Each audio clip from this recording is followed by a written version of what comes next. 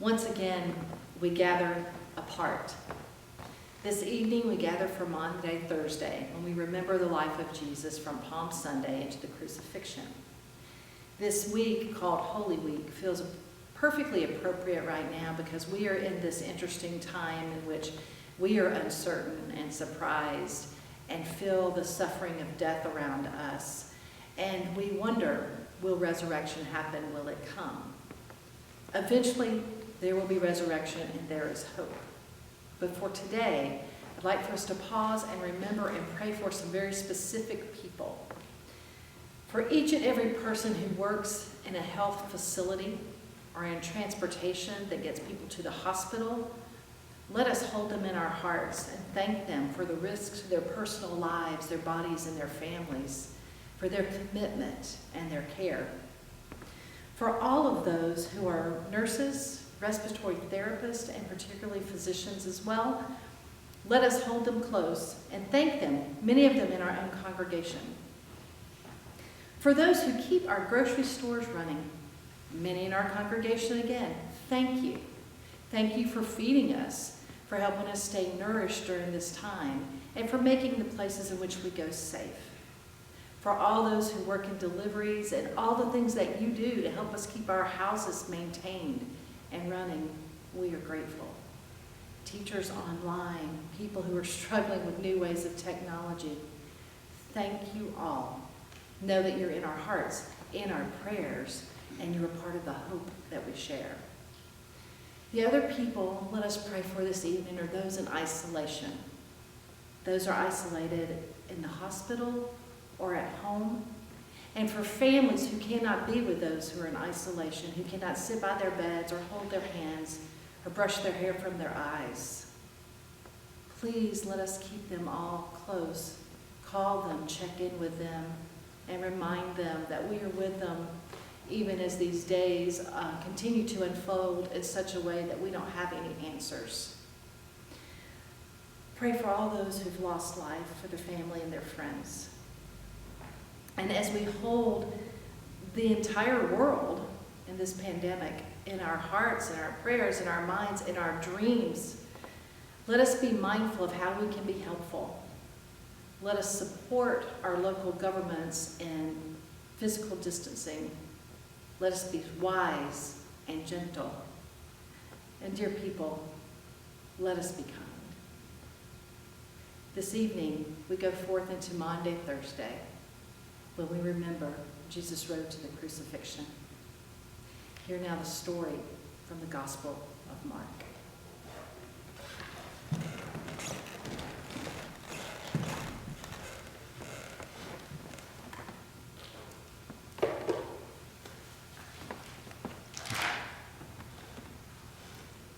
When they had sung the hymn, they went out to the Mount of Olives. And Jesus said to them, "You will all become deserters, for it is written, I will strike the shepherd, and the sheep will be scattered. But after I am raised up, I will go before you to Galilee." Peter said to him, "Even though all become deserters, I will not." Jesus said to him, "Truly I tell you, this day, this very night, before the cock crows twice, you will deny me 3 times. But Peter said vehemently, "Even though I must die with you, I will not deny you." And all of them said the same.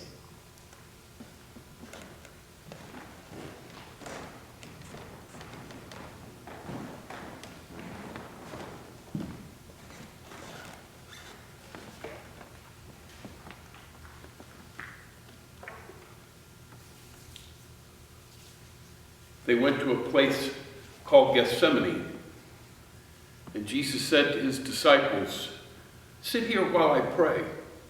He took with him Peter and James and John, and he began to be distressed and agitated. And he said to them, "I am deeply grieved, even to death. Remain here and keep awake." And going a little farther, threw himself on the ground and prayed that if it were possible, the hour might pass from him.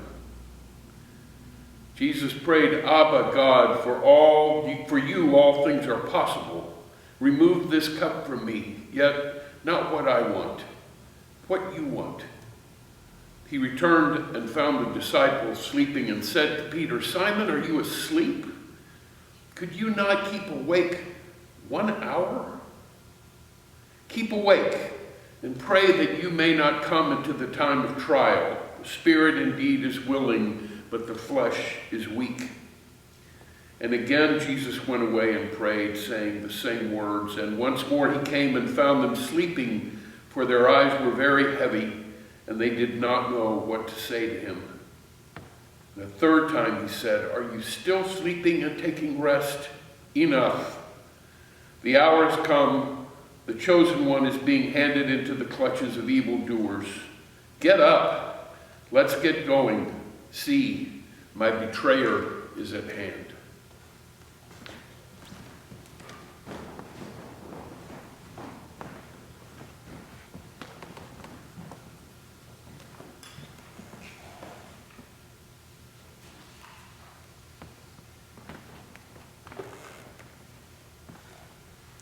The arrest of Jesus. Immediately, while Jesus was still speaking, Judas, one of the 12, arrived, and with him there was a crowd with swords and clubs from the chief priests, the scribes, and the elders.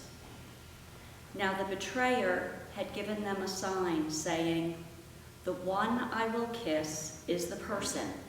Arrest him and lead him away under guard." So when Jesus came, Judas went up to him at once and said, "Rabbi," and kissed him. Then they laid hands on Jesus and arrested him. But one of those who stood near drew his sword and struck the slave of the high priest, cutting off his ear. Then Jesus said to them, "Have you come out with swords and clubs to arrest me as though I were a bandit? Day after day I was with you in the temple teaching, and you did not arrest me. But let the scriptures be fulfilled." All of them deserted him and fled.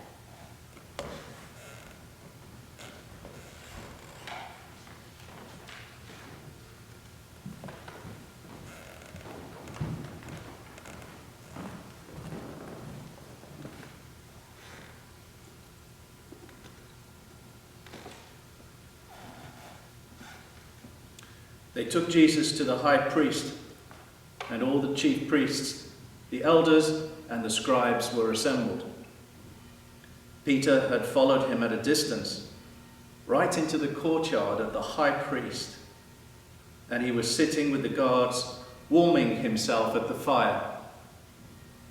Now the chief priests and the whole council were looking for testimony against Jesus to put him to death, but they found none. For many gave false testimony against Jesus, and their testimony did not agree. Then the high priest stood up before them and asked Jesus, "Have you no answer? What is it that they testify against you?" But he was silent and did not answer. Again the high priest asked him, "Are you the Messiah, the only begotten of the Blessed One?" Jesus said, "I am. And you will see the chosen one seated at the right hand of the power and coming with the clouds of heaven." Then the high priest tore his clothes and said, "Why do we still need witnesses? You have heard his blasphemy. What is your decision?" All of them condemned Jesus as deserving death. Some began to spit on him, to blindfold him, to strike him, saying to him, "Prophesy." The guards also took him over and beat him.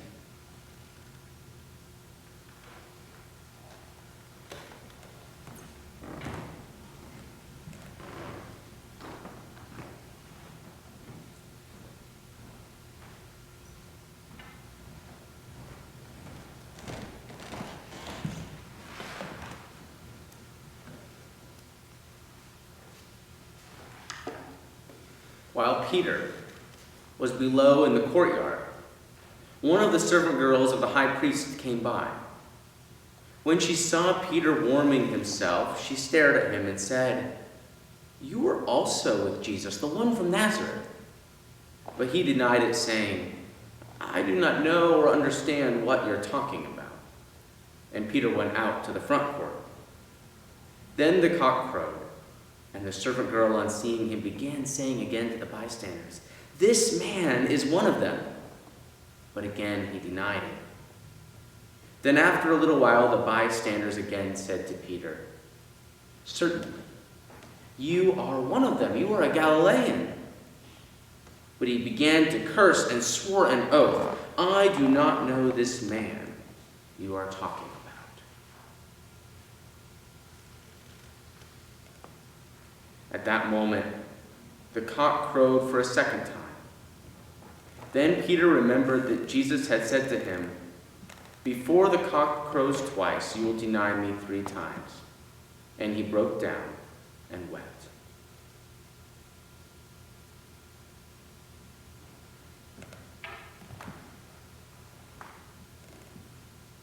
As soon as it was morning, the chief priests held a consultation with the elders and the scribes and the whole council. They bound Jesus and led him away and handed him over to Pilate. Pilate asked him, "Are you the king of the Jews?" He answered, "You say so." Then the chief priests accused him of many, many things. Pilate asked him again, "Have you no answer? See how many charges they bring against you." But Jesus made no further reply, so that Pilate was amazed.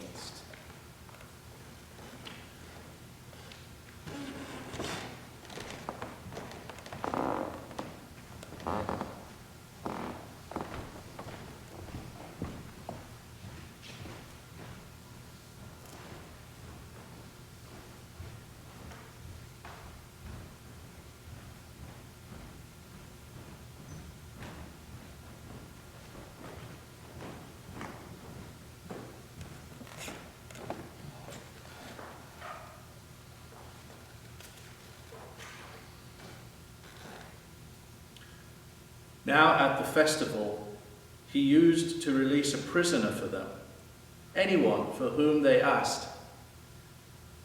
Now a man called Barabbas was in prison with the rebels who had committed murder during the insurrection. So the crowd came and began to ask Pilate to do for them according to his custom. Then he answered them, "Do you want me to release for you the king of the Jews?" For he realized that it was out of jealousy that the chief priests had handed Jesus over. But the chief priests stirred up the crowd to have Pilate release Barabbas for them instead. Pilate spoke to them again. "Then what do you wish me to do with the one you call the King of the Jews?" They shouted, "Crucify him."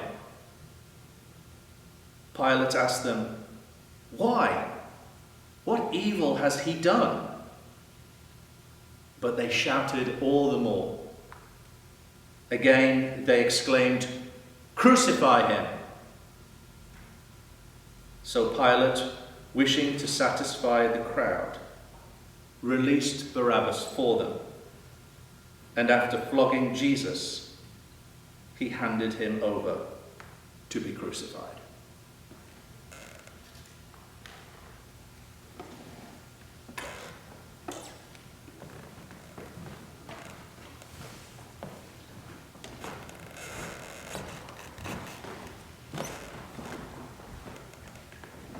Then the soldiers led Jesus into the courtyard of the palace, that is the governor's headquarters.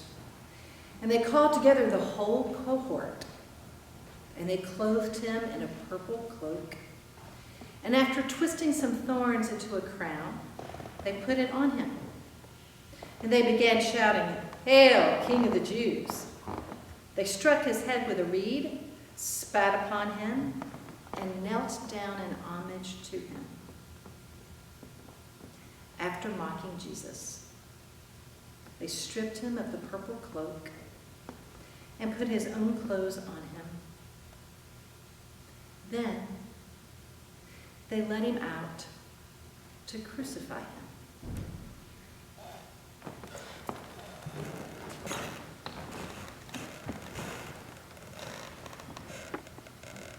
Were you there when they crucified my Lord?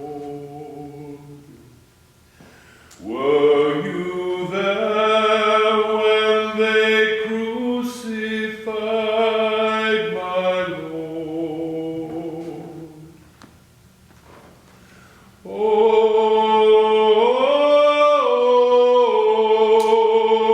Oh, sometimes